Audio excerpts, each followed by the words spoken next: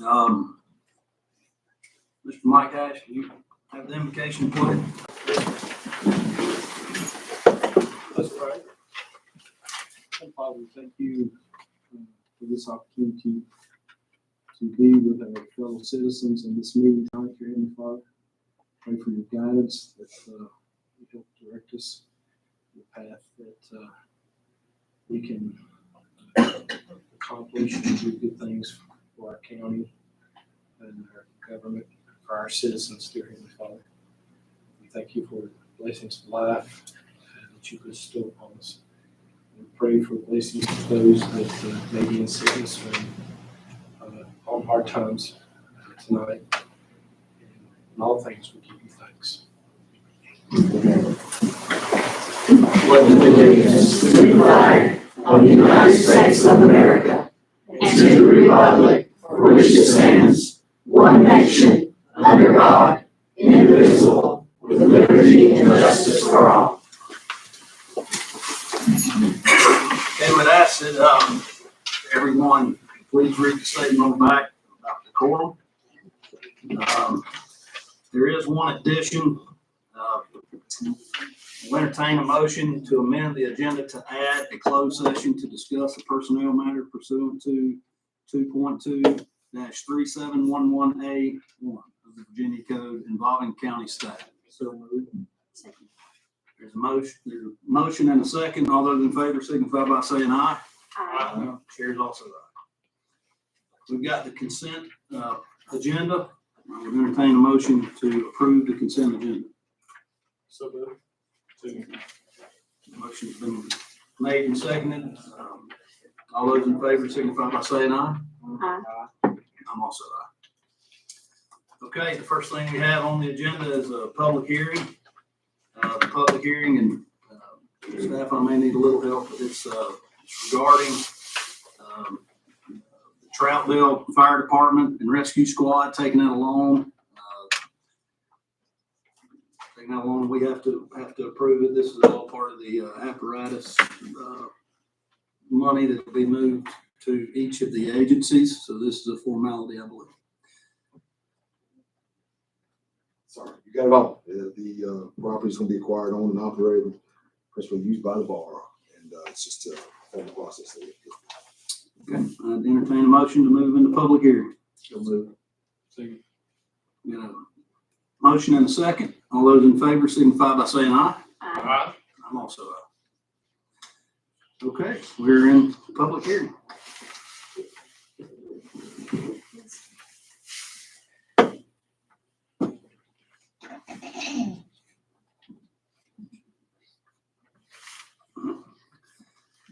We have Mr. Doug Peak.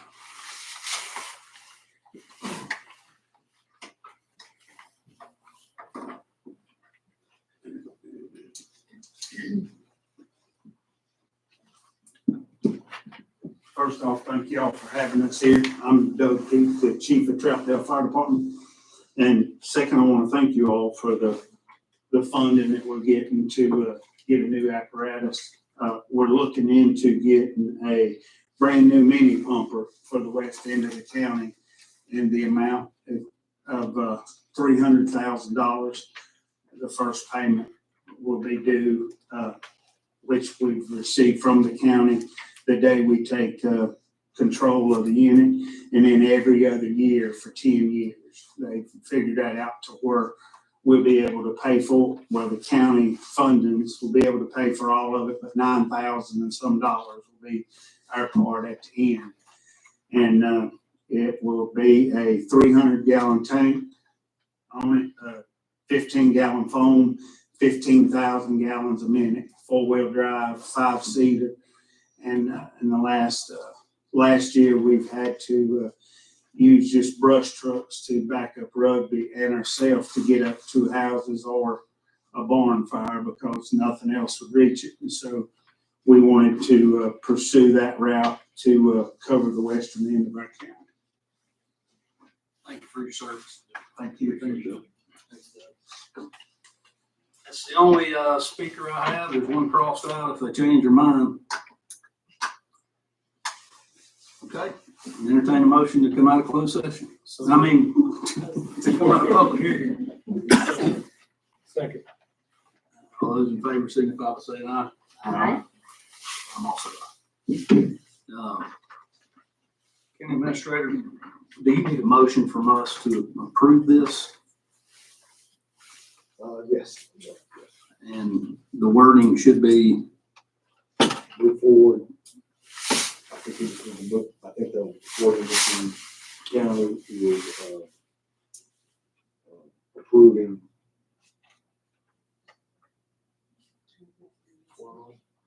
Say it again. Troutdale financing, that's request. approving Troutdale. Okay, I would entertain a motion to that line. Second. All those in favor signify by saying aye. Aye. I'm also aye. Okay, we have reports and presentations. Zachary Hill.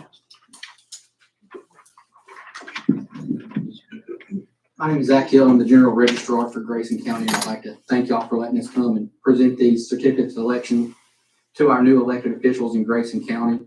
This is something we haven't done in the past, but we'd like to continue that and build on that, because getting elected to represent your county is a privilege and an honor. So to start off, I would like to present Mitchell Cornett.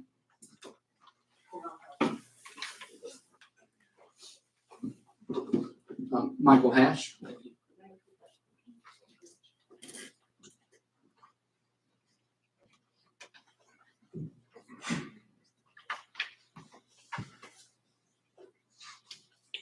Mary Tomlinson.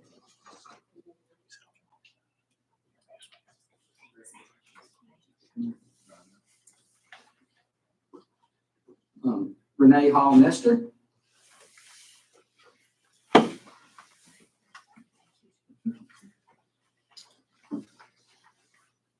Jessica Caudell Vaughn as Commissioner of Revenue.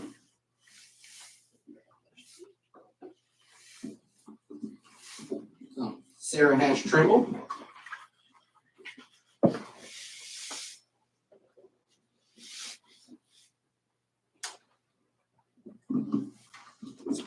Brandon Bowles as Commonwealth Attorney.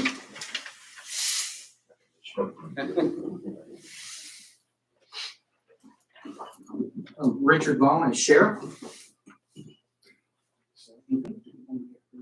That'd be great. Michael Rudy is Soil and Water Conservation Director of New River District.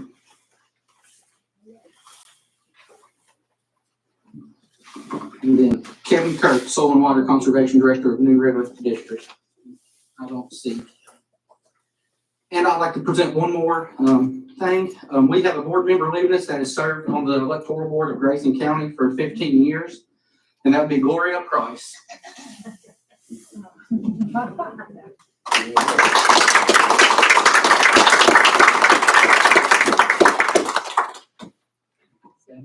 Thank you all. Thank you.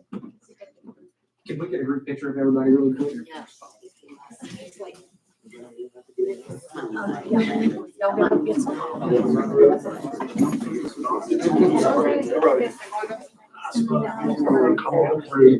Sorry, you guys stuck with this. I think we get out of it.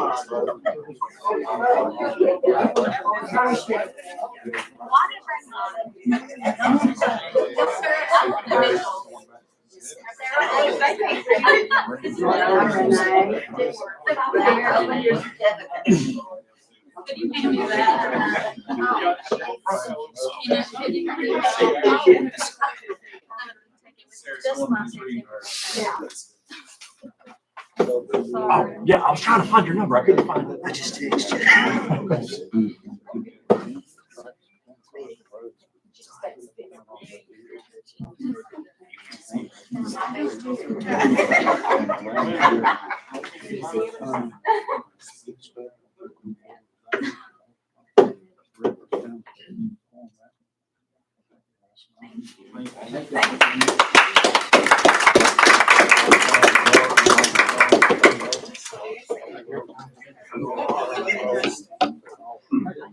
Appreciate you all for coming in. You all. I can, yes, ma'am.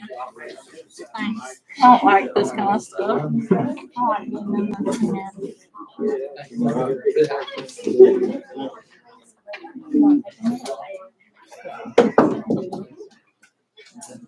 Okay, our next report presentation is Terry Gillespie.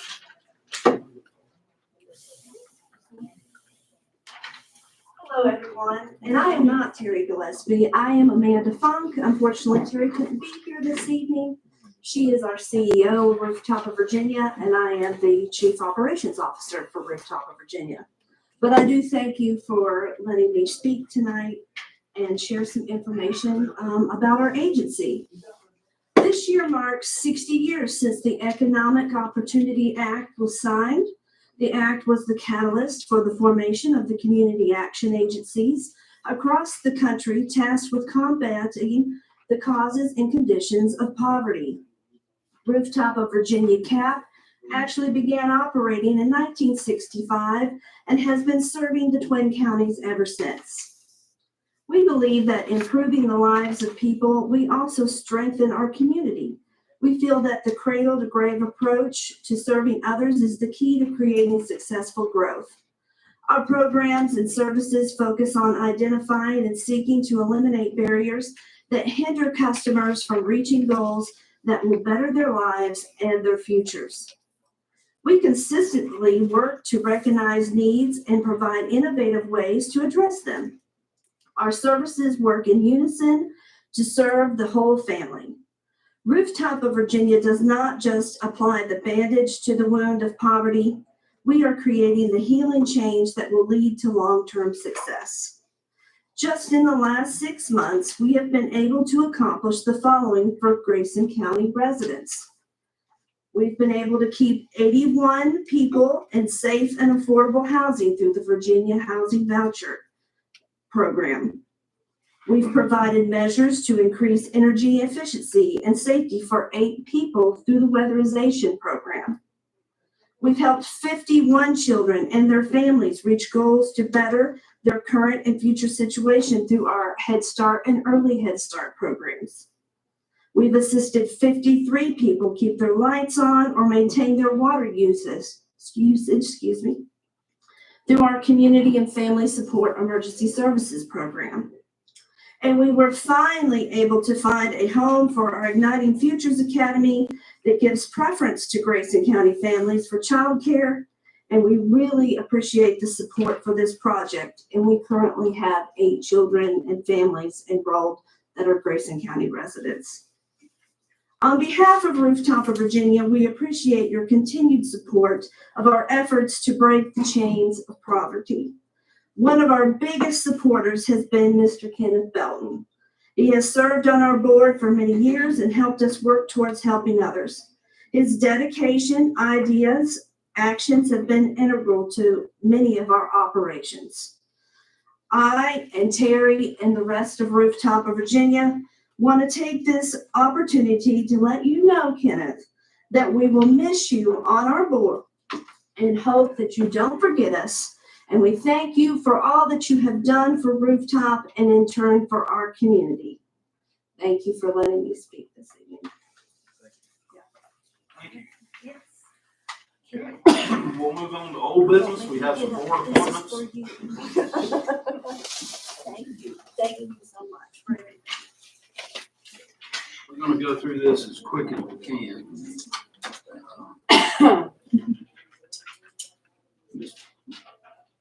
The Building Inspection Board of Appeals, no change needed. Brasida,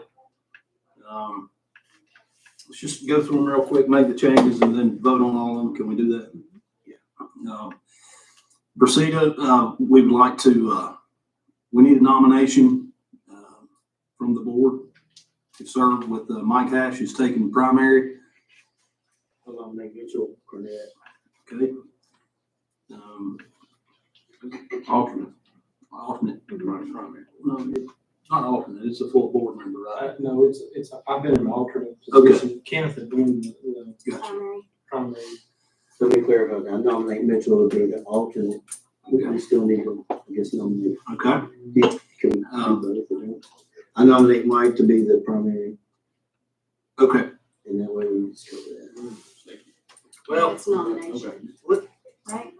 At the end, we'll do it. We'll do an approval of all of them, so I don't. Yeah. We're just filling in the gaps as we go. The Solid Waste Authority, no changes there. CMPT, Mike, you still good with that?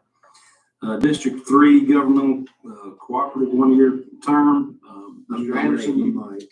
Okay. Eagle Bottom Housing Board, Dr. Tomlinson. Stand by one second, I'm sorry.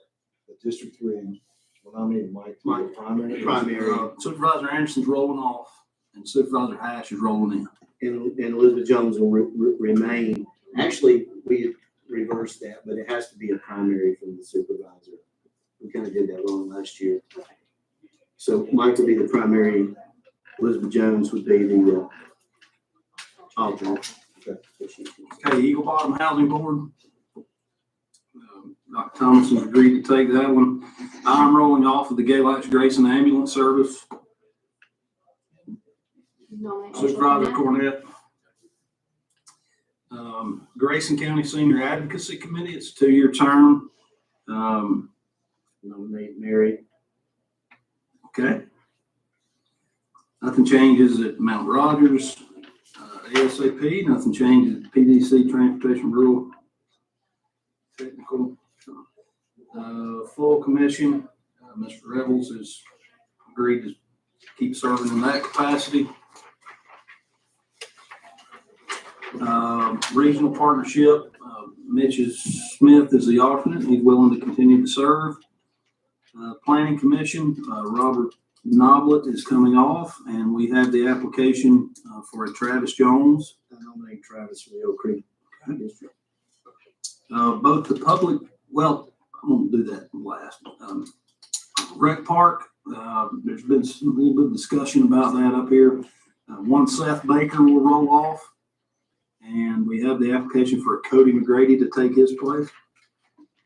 And Casey Johnson is the at-large.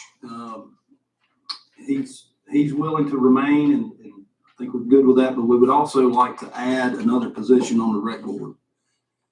Is that right? We discussed it the other one too. Well, Well, what we're suggesting, if I might, Mr. Chair, the conversation I had with you about adding additional person, we're wanting to add actually 2 people. We want to add an extra at-large, and then we had discussed, and I shared with the other board members here, that we would like to also add the Chamber of Commerce director. And If I'm saying that right. the second at large would be David Bowers. He has a W because he lives in the Wilson district, but he'd be at large representative also. So we're broadening that up a little bit. yeah. Can I go look at the rules and procedures? Yeah, and if we need to change the rules and procedures, but I mean, kind of the collective thought process is there's people want to serve on the rec park. The more people, the better. I think when I look at it, the change might have to come from the rec board. Is that right? If that's the case, Mr. Chair, we discussed it. If that's the case, it's our recommendation to them that they do that. If that's appropriate. Either way, we got it covered. And I don't, we want the Chamber of Commerce to have a vested interest in our rec park. So however we need to do, if we need to change something, that's our recommendation that we change that to allow people to serve. No change for the New River Highlands Recreation, Department of Social Services, 4-year term. I will be, we did that in the last meeting, I will be replacing Kenny Belton. Yes. Also on the park, rec park, I know just for the citizens' edification. Junior Young has confirmed that he's willing to serve another term.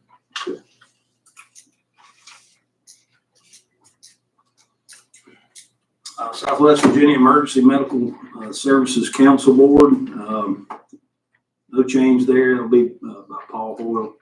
Twin County E911 4-year term. Mike, you're still good to serve in that capacity. The With Grayson Regional Library Board, Susan Mitchell, she's willing to serve.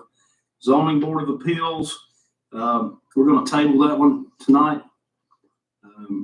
Give everybody a chance to check with some folks in their district and see if there's any interest. The wireless authority, Mr. Chair, did we get that one? Just get ready to. I'm Just get ready going to. to come back and do that. Mr. Chairman, one question for Linda. The Wilson District representative on the Board of Appeals, do you know if he's willing to serve also? Or because one says no longer wishes to serve, I didn't know if you were able to make contact with him. Yes. Okay. So I need to find somebody else. Well, it's not specific to districts in this because there's only 2 spots. Well, there's other spots, they're rotating. Oh, it does rotate. Pardon me. I'll find somebody.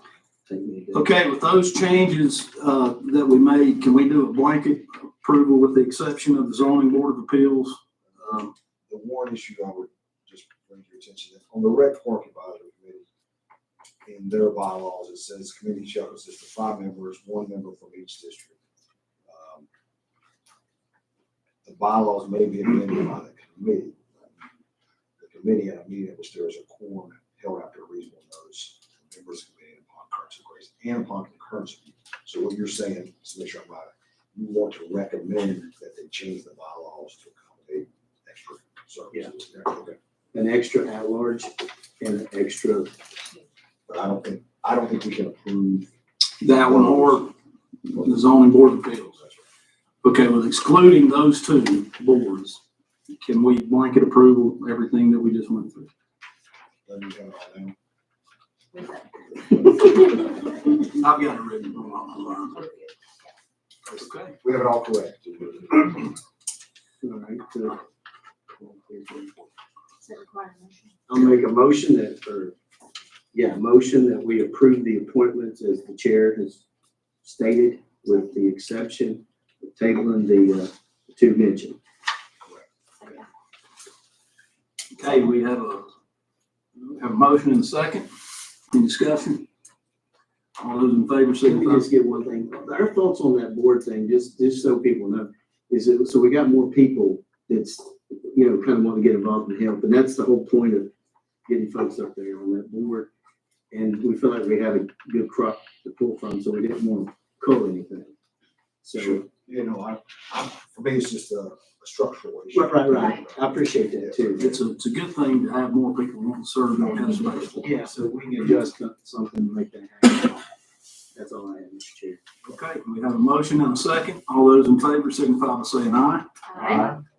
I'm also aye. Okay, Public Service Authority and Wireless Authority. I would entertain a motion to appoint Supervisor Thomason, Supervisor Cornett to both of those. I'll make that motion, Mr. Chair. Second.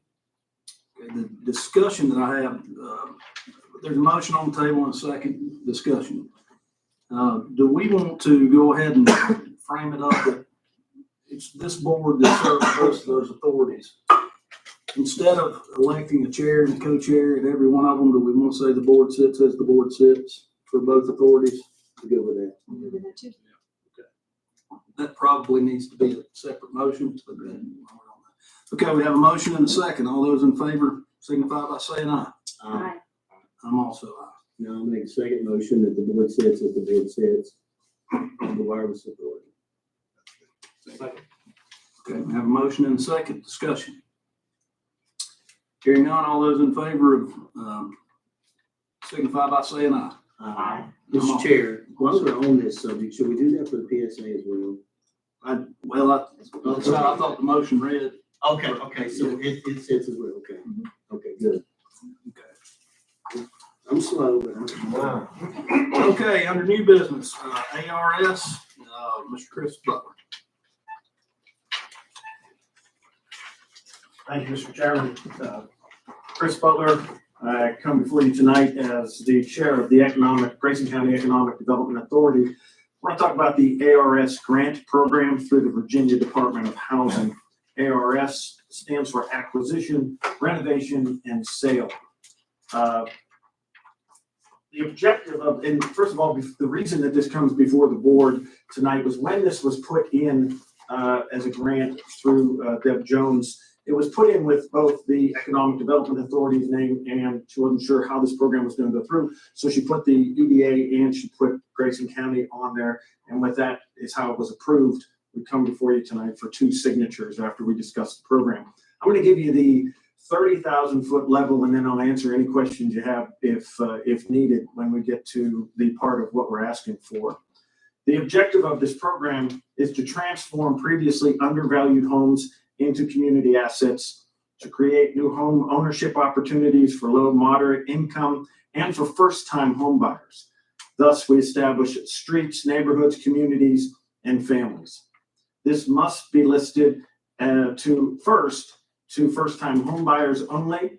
After that time period expires, it can be listed to anyone. However, and we talked about this through the EDA, we can give preferential treatment to residents within Grayson County. Therefore, if we have 2 people that come before us and they want to buy it, and we think one of them is coming in to just get this property and utilize it for a few months out of the year and go, and we have somebody else who is a resident of Grayson County and looking for a home, we have the ability to give preferential treatment to the residents of Grayson County. Those decisions will be made by a 5-person board that would be set up, hopefully including one of you supervisors, someone from the EDA, and then 3 or 4 others, including zoning and so on that board, and we would start to put that together. Mount Rogers Planning District Commission would be the grant administrator and help oversee the responsibilities of this program. Because this is part of a grant program, Grayson County EDA will utilize HOPE Incorporated to provide housing counseling. HOPE is approved by the U.S. Department of Housing and Urban Development as a housing counseling agency. Anyone who does go through this program and buys one of these houses does have to go through counseling for first-time home buyers through HOPE.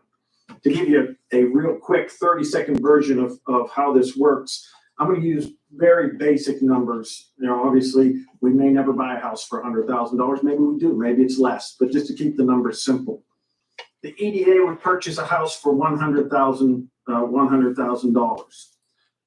Immediately, based off of the approval of this through Virginia Department of Housing, they would give $50,000 to the EDA for 2 purposes. $35,000 of that is a 0 interest loan that goes towards renovation.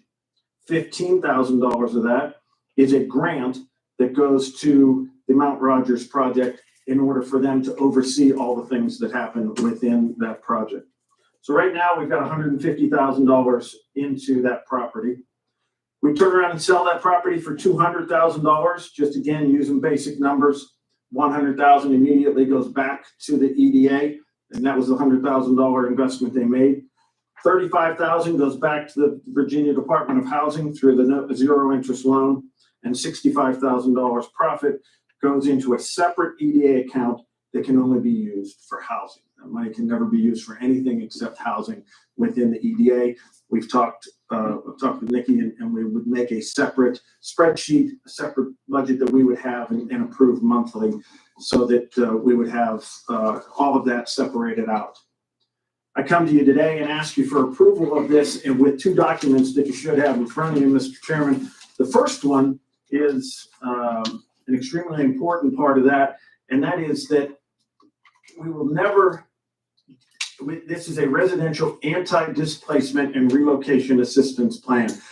The activities as planned will not cause any involuntary displacement for occupiable structures. We can never displace a person in Grayson County from a home because we think that it is a blight on the community, and someone thinks it is, someone thinks it isn't, and us as a group is able to take that property. That can never happen. We're going to sign, I have signed that document, and there's a place for the chair to sign there, and we asked for a motion and approval on that. The second piece that is asked for is the Grayson County Board of Supervisors and the Grayson County EDA have been offered and intend to accept ARS funds administered through the Virginia Department of Housing and Community Development, funded through the Virginia Department of Development Authority, authorized under the REACH program. Whereas recipients of this funding for the program are required to take action to affirmatively further fair housing, Grayson County Board of Supervisors and the Grayson County EDA agrees to take at least one action to affirmatively further fair housing each year during the life of this program funded through ARS. There's a list of things that you can do. We've already done them last year. There's a very simple list, one of them, in which we did last year, in which we will do every year, that automatically makes us fall in line with this, is the attendance by a member of the provider's governing body or chief administrator official to a fair housing workshop approved by DHCD. That's something that happens every year they put it together, invite everybody up. We had 2 representatives. We have more than that, actually more than 2 representatives this year. We're going to be going to that every year. But again, then you can come through, and it doesn't mean we just have to go to one. We certainly could go to as many as we have, but there's no issue in meeting that requirement because every year we're making a requirement of an EDA member to be at that. So there should be no issues. Again, I gave you the 30,000 foot version of that. Any questions at all, I certainly will take and answer to the best of my abilities. We're still kind of getting along on this and how we do it. This comes to the EDA because Grayson County, you guys can't own property. The EDA can own property. And that's the reason that we are going through this and starting this project so that we can enhance housing within the county. But the analogy you gave there earlier about first-time home buyers, Yes. if given preference to a resident versus a non-resident, can you speak to that just a little bit more? Sure. So first time, again, and I have to get the exact numbers. I believe it has to be listed for 30 days. Could be 60, and I've got to get you the exact on that. I couldn't find it in my notes, but it has to go to first-time home buyers in that case. Also, I would think that you would, that people would agree, and I'm never shocked by anything anymore. But I would think that a first-time home buyer that came into the county would want to live in that home. There's no reason for a first-time home buyer to do that. Once that time runs out, then it opens up to anybody can buy this property. When that happens, if there are multiple people who want to buy this property, we have the ability to give preferential treatment to people within Grayson County first. One question for you. So the EDA will pretty much be managing the project as far as the renovation, overseeing the project. The board that we put together will be there. The EDA will be picking properties, but we'll be picking properties also through, and that's one of the things that we talked about here, that the Mount Rogers Planning District Commission is going to come in and help run this project for us from the beginning. They're going to, and we've already got a list of 3 or 4 properties that we put in the original application. Whether all of those are viable still or not is a question. But once we get these properties we then take them to Mount Rogers Planning District Commission, and we say to them, before we even put an offer in on this, A, can it be done for $50,000 or $35,000, whatever it is that we want to say. Doesn't mean that just because we have 35, we have to spend 35. If we think it's going to be 50,000 and we can still make money on it, then we can do it. We will oversee all of that with Mount Rogers Planning Commission, and they will get into, Mount Rogers then will get into hiring, putting out the bids, hiring the contractors. Even this $15,000 is down to closing costs are included in that. So there's a lot that goes into that $15,000. I think the other piece is my analogy showed a $50,000 profit. I think if we can get first-time home buyers in houses in Grayson County, if we can get people into houses and better the housing situation that we're in, the EDA isn't looking to make profits on this. That's just an analogy of what we had. If we break even and everybody comes out, and even if there's a few $1,000s that we have to spend on that, it's good to get first-time home buyers in the houses.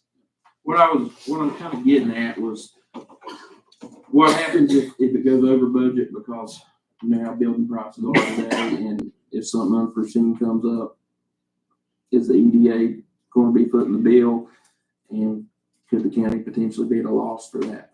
The EDA does pick up the tab on that. Currently, and I can't tell you that it will always be run this way, but currently there is, and this is public record, there's $900,000 in the EDA budget. We have the budget to handle overruns should that happen. Will that always happen? Is that always available? I don't know the case on that, but the answer is yes. The EDA would pick up the tab on that. Again, as a county, you don't have the ability to buy or to get into any of the monies involved in these properties. So as far as the contractors, you said Mount Rogers Planning District would be lining up contractors. Will they give our local contractors preference? That's actually a very good question, Mr. Anderson. It is actually written in here that yes, regional and local contractors who want to be part of the program. You're careful, obviously, when you're on public, and everybody's listening. But that is, we all know how hard it is, what the government puts people through, and the hoops that you have to jump through to get on these lists, and the fact that they may have to take a little bit less than they normally would take. But I can't say that. I'm just saying that everything's more convoluted in that case. But if our local contractors want to be involved, they get priority over everybody, or they get preferential treatment over everybody else. Would they need to, like our local contractors, would they need to submit their information to Mount Rogers so they can be on a list? Absolutely. Or do they just bid the project? No, they'll get on the list, and they have to meet the requirements involved. And so, as far as what we will do at the moment that the board gets together after we approve all this, we'll come out and have to put out something that says, hey, if you think you can meet these requirements, let us know, and we'd like to get you on the vendor list for people going forward. Thank you. This also, the last piece of this is, just because this is approved right now doesn't mean that it has to be used. We may never find a property that fits the definition of what we're looking for, and may never spend $1. We may find 5 and go out and try to do it. I think that in this case, we want to crawl before we walk, and start this and find one and see how it works and do everything. But I know that the Mount Rogers has done a lot of these and has been very successful. I think there's a context there that you might be looking for. This is not the first time this has been done. We're not breaking ground on something here. This is done in other counties. And it was presented to the Mr. Board, does this require action from the board tonight? well, if you want to prove it tonight, it does. You have, and I think you do, Mr. Chair, have or either that or we have it right here. Is that correct? The piece that I signed already? And this is, as you sign these, all that you are signing at this point, Mr. Chair, is a piece that says you agree, or you are signing the anti-residential, anti-displacement, so that we will never have eminent domain and just take properties that are not, we'll never take an property involuntarily, and that we will meet the fair housing certification by attending one of these meetings. So those are the two things that we need signed if we approve those tonight. Make a motion to approve the ARS plan certification as well as the ARS fair housing certification. Okay, we have a motion on the table to approve the plan. Do I hear a second? Second. Discussion. Get a motion and a second. All those in favor signify by saying aye. Aye. Any opposed? I'm also aye. I would abstain. would like a little more time to maybe table this and be better vested, versed in it. But, seems like you guys- Well, the other thing that I'd like to say, I mean, that's fine with me. I just thought what he said, we weren't breaking any ground. It's nothing new. Yeah, I was going on the recommendation. Yeah. Mr. Warren. It is certainly in purview to take some time, we can get more information, provide you more data on this, how many times it's been done, what it looks like, if there's pitfalls in this. I think we're not, are we in a hurry for this? we're not looking to, as I said, those 4 properties that we put in originally, they were properties 6 months ago. They're probably, one of them I pass every day and it's still for sale, but that doesn't mean that we're rushing out to do it. No. So how about we do this? I'll make a recommendation that give me a little time to dive into this, so I'll provide you some data and I'll give you a recommendation from staff. We've already passed. We can't withdraw the motion because it's been passed. It's been voted on. Right. Okay. He just abstained. Yeah, I'll be in the majority. It sounds kind of hauntingly familiar to the Eagle Bomb, which has been a really good project, and but I just want to understand it better before I commit my district.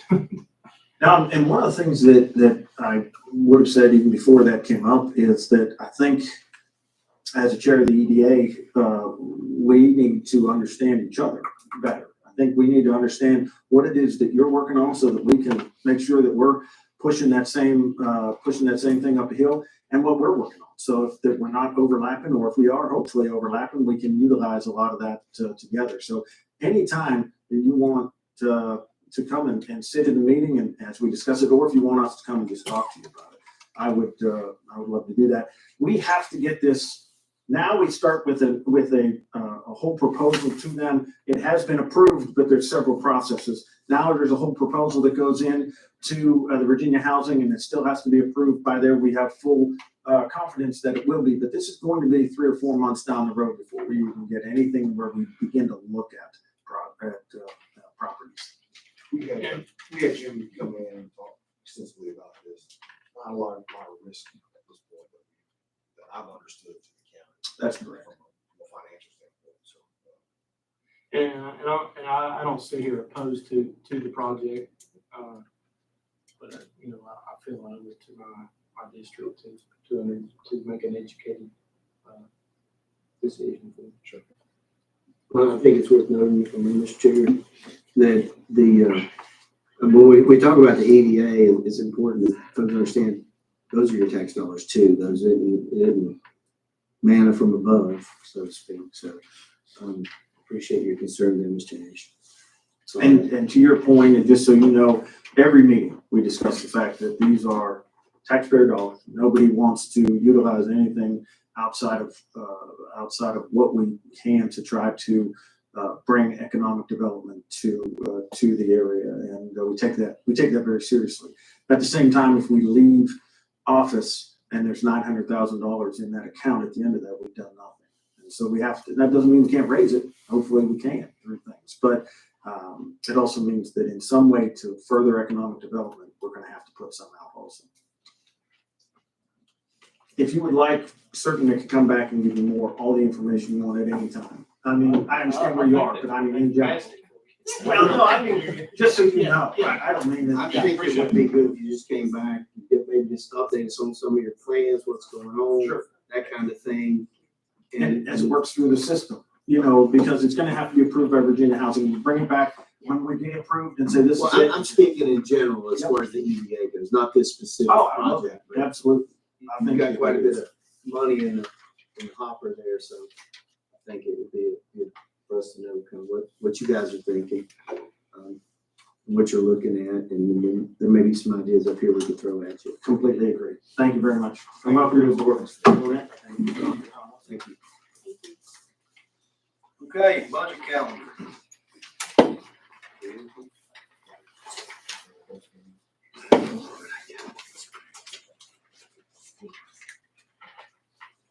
Mr. Chair, I think it's just, we've landed on a budget calendar for this fiscal year. If there's any questions about it, we'll take them now.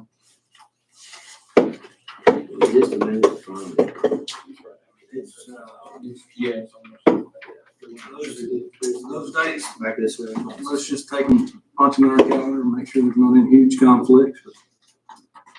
Mr. Chairman, I mentioned at the last meeting, personally, it would be better if we moved the meetings from 3 o'clock till 6 o'clock like a normal board meeting, and I think it would allow the citizens if they did want to come. But I'm just one person, so that's just my point of view on Well, are we in discussion on that?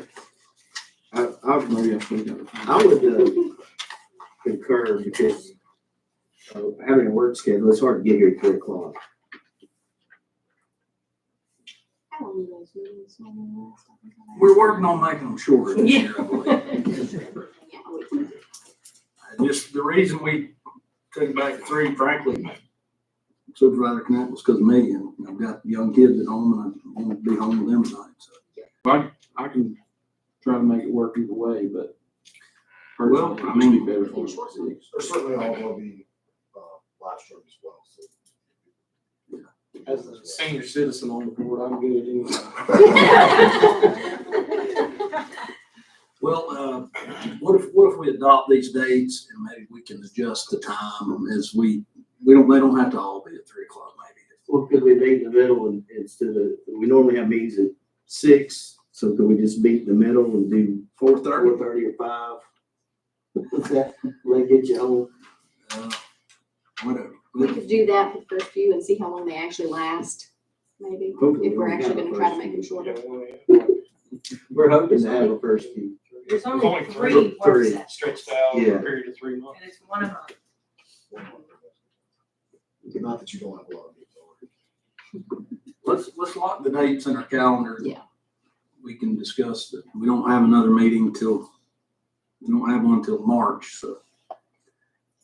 Mr. Chairman, I'd make a motion to adopt the calendar. We got a motion and a second in discussion. So we're keeping the time as is. Is that what the consensus is? I think we can change it. Can we change, It's how much it's time hard- do we It's hard have? to do that, I know, when we, I mean, if you guys, if you're all right, 4 o'clock, let's just put it down. If you're not, we'll stick with 3. I'm good. I'll figure it out.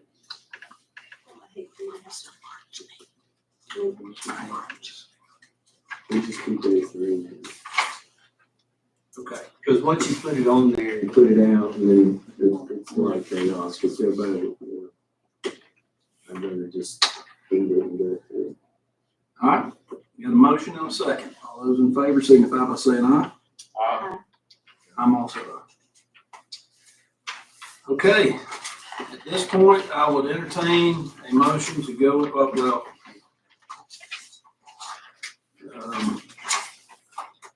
county administrative report. I don't have anything for tonight. I would just ask that, Mr. Smith's out this week. He's got a significant family, event that's taking place, and just ask that you keep him in thoughts and prayers. That's all. Thanks, everybody, for coming out tonight. Now I would entertain a motion to go into closed session. Do we do the registered speaker first? Sorry. Are there any registered speakers? Mr. Young? Young or anyone else? Emerald. Oh, it's a guy.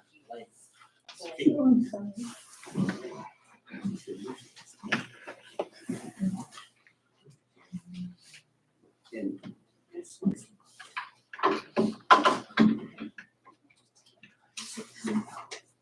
Oh, yes, sir. Okay. First up, we'll go ahead and, Ms. Young.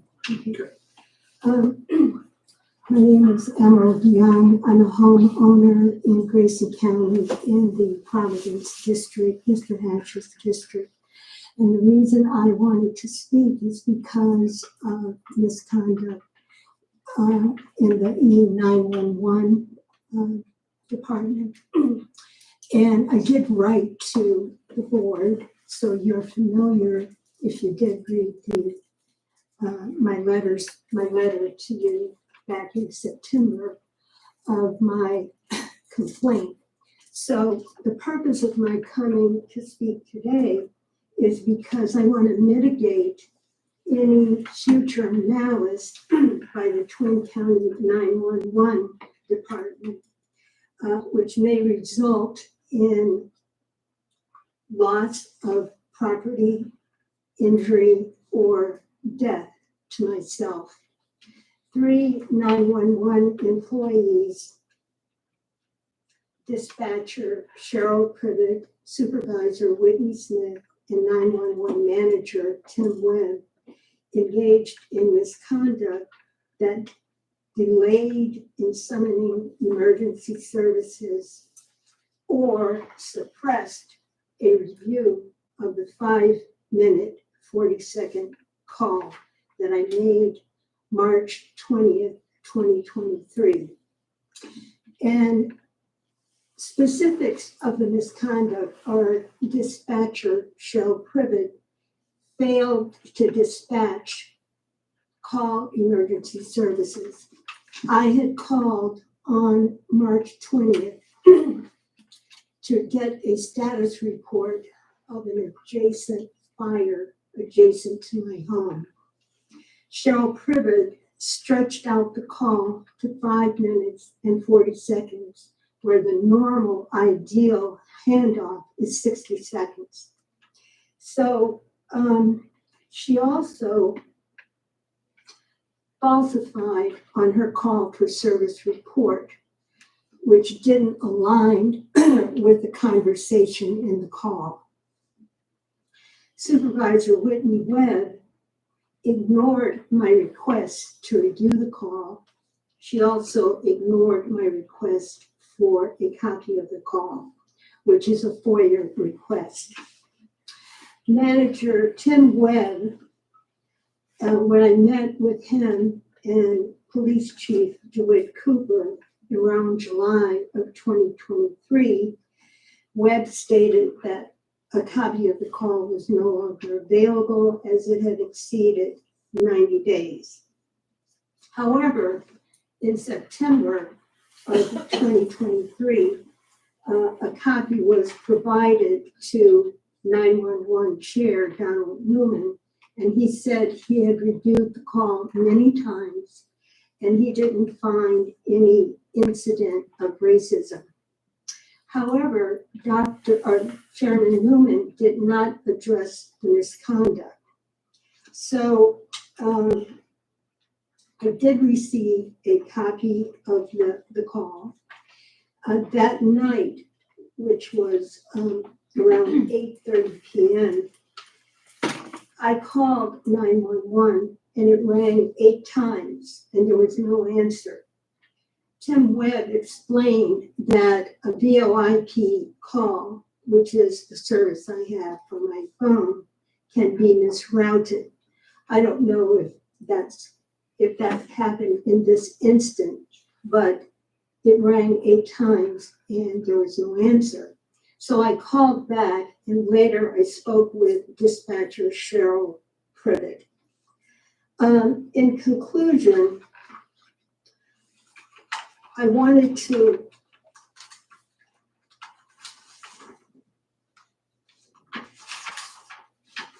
bring up the instances and specifics of the misconduct, which I just stated. And because those individuals are still Twin County 911 employees, future malice is probable. And this episode revealed the penetration of the regional ideology of white supremacy / anti-Black racism into public services. The misconduct described shows that these employees feel that emergency services should be dispensed on by race. So, Ma'am, thank you. Your time is up. yes, And I have published or in Dropbox the call. The next speaker up is Mary Young.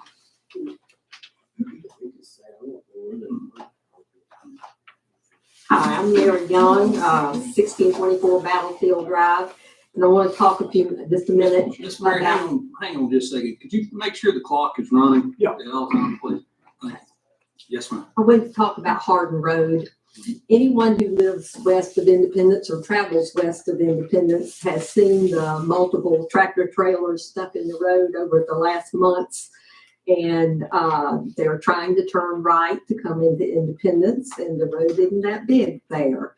And so this is a challenge. And then also, just to meet those tractor trailers on that road, there's many places where somebody has to get off the road. So it's real dangerous, I think. It's taken multiple hours for our community firemen, for our police departments.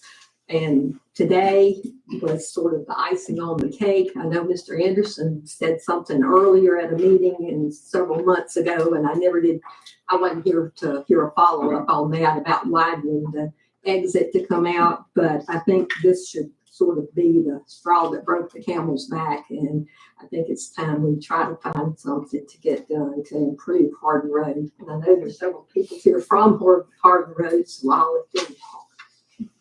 Thank you. Thank you.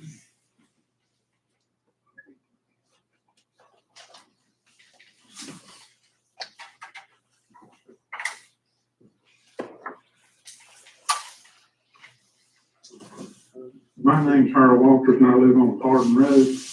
And me and my wife lived out there for 50 years. And when we first moved out there, there wasn't no traffic much.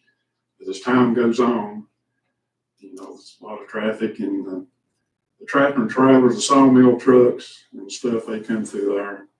And they've got the big loads. The road's not real wide in certain places. Tracy knows because he travels that road many a day. And they got these trucks coming to the Michelin tire plant, 53-foot trailers, and you got 20-foot tractors pulling them. And they tried to make the turn and going toward the Independence. Well, they get plumb on the other side of the road in the ditch, and traffic can come off the hill there. That's sort of a dangerous curve anyway. And, it's a wonder had been somebody killed. Well, last night they had one that got hung up and got trying to back up and everything. Well, it went over the bank and flipped over and took out the power pole. We was without power last night from 11:30 to 10 after 5 today. And at one time, they had 3 or 4 acres up there. They worked all day. The fire department was there last night and the emergency services. And there was 13 or 14 trucks in front of our house today working on that wreck, and the cold weather and our heat and everything was out. I woke up this morning, 21 degrees, that feels real good, But anyway, if they could do something, get some signs or something, and get it, where the trucks can't come through there, because they can go to the stoplight in Independence and make a left and go to the Michelin tire place. And it just needs to be something done before somebody gets hurt or somebody gets killed. Thank you. Okay, thanks for listening. Thank you. Next speaker is Jason Paduna.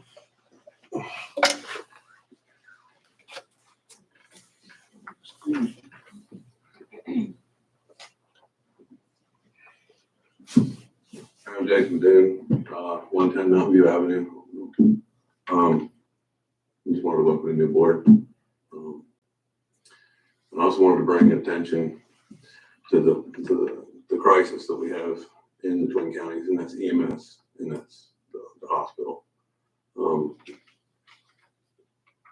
We had 2 codes the other morning, and this whole system was completely shut down.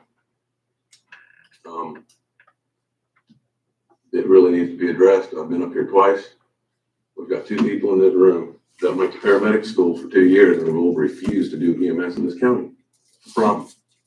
It needs to be fixed, and it needs to be addressed before any radio system, before any other penny gets spent in this county. People need to be protected, and their lives need to be protected. A decent service. And then when something happens, people need to quit lying about it. Thank you. Next speaker is Shelby Looper.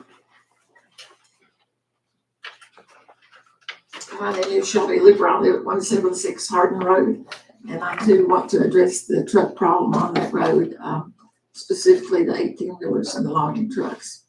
In the last few months of 2023, we know of at least 6 that got hung up, and already in 2024, we've had 2. The one that Harold was talking about last night was really serious. The trucks come out, the trailer gets hung up on that grade there, 58, and so they've got part of the truck on 58 and part of it on Hardin Road. And one of these days, if something's not done, a car's going to come around there fast, and then it's going to be a major accident. I personally have gotten run off the road twice with logging trucks, had to go into the ditch because they cannot make those curves without getting their back wheels on the wrong side of the road. So fortunately, I saw it in time, had time to stop and back up, but it was still over in the ditch. So please encourage VDOT or whatever it takes to do something about this. Not only do they get hung up, but I live in a straight stretch and they come through there way too fast. And there are people, kids, that they could very easily injure. So I would just encourage you to do everything possible to get something done to stop these trucks from coming down Hardin Road. Thank you. Our last speaker is Penny Ayers. Hi, I'm Penny Ayers, and I'm a resident of Hardin Road. And I come to you as a 32-year veteran of the trucking industry. I have drove. I am retired. Praise the Lord. And I'm stepping up here to say the trucks need to stay off of Hardin Road. It's simple. Do like you did to the little cutaway, not y'all, ever who does it. The little cutaway from the front of the library. They were coming up there, making that little short trip turn. They got a sign up there, no through trucks. Okay, Hardin Road's a pig path, just about. 2 cars can't hardly meet and stay in the lanes. It's just a no-brainer here. And the safety, and the dollies are getting hung on the 58 end. That's when they got to make the right turn. You can't do it. And then the idiots are backing up. And then like last night, they backed up, hit the pole, and she tumbled over the bank. You know, took out her power for nearly 24 hours, like 5 hours and a half. And it's just a safety concern. I beg of you, help us out here. Do something.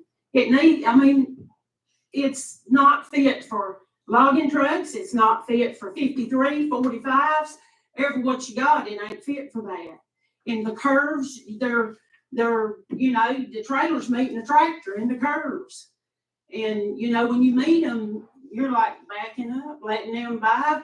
Have the road, buddy. I've been there. I know what it's like. And I'm just sick of it. I live on the 58 end. My yard's messed up. The ditches is messed up. But thank God we're fixed. We got power. Mine had come on about 6 o'clock. I guess it's because I was blessed. My husband has a generator hooked to my house. So I had lights, I had water, but, and the gas furnace. But anything else I didn't have. I'm raising a 6-year-old grandson. He's right there close to the road, and they're buzzing through. They don't follow the speed limit. And it's not good truck driving this day and time. It's steering wheel holders. They ain't looking at nothing but their phones for the GPS, and that needs to do something, they need to do something about that as well. If you're a good driver, when you come to the end of Hardin Road on 21 and you see that road ain't got no stripes on it, you need to keep following the highway. You don't need to be going off on the big path. I fault drivers at that, but also there needs to be a sign. There needs to be something to deter that before somebody gets hurt, somebody gets killed, or whatever. The worst scenario is coming, let me tell you, because we ain't got nothing but a bunch of steering wheel holding nuts out here. Thank you. Mr. Chair, I'd like to request requests supervisor time. I think it's appropriate and with emergency in nature. These people aren't usually here. I don't know if it meets criteria, but just to address a couple of things on this topic. On this topic. Yeah, the concerns on Hardin Road. It was. Okay. Is everybody good with that? Yeah. So, I appreciate you all coming, neighbors of mine, and let me know the power's back on, because it wasn't on when I left the house today to come here. But, we've had some informal discussions, just wanted to let you know, prior to this meeting about getting some signage and trying to get these trucks to quit coming down Hardin Road. So, whether it be VDOT or the county, we're gonna try to come up with a solution to deter those trucks, because this is getting to be it seems like a monthly occurrence. So we hear you, and we were actually having that discussion before you got here, so I do appreciate you coming. I just wanted to let you know that. I guess that was the other part of that conversation. We have a lot of issues, Carsonville Road, which is part of my district. Tractor trailers taking a shortcut going to Bottomleys to load trees and stuff. And so that's we could kind of, I guess, maybe task staff to make a recommendation for signage at least. Yes, Jim. I know the emergency services director said that, of course, we can ask VDOT, so we need to do that. But he said also landowners, the county could put up our own signs. Maybe we could do that temporarily, because I think we have a lot of landowners that probably like to see that. It's here tonight, so maybe try to work on that in the temporary before because I know VDOT would probably move slow.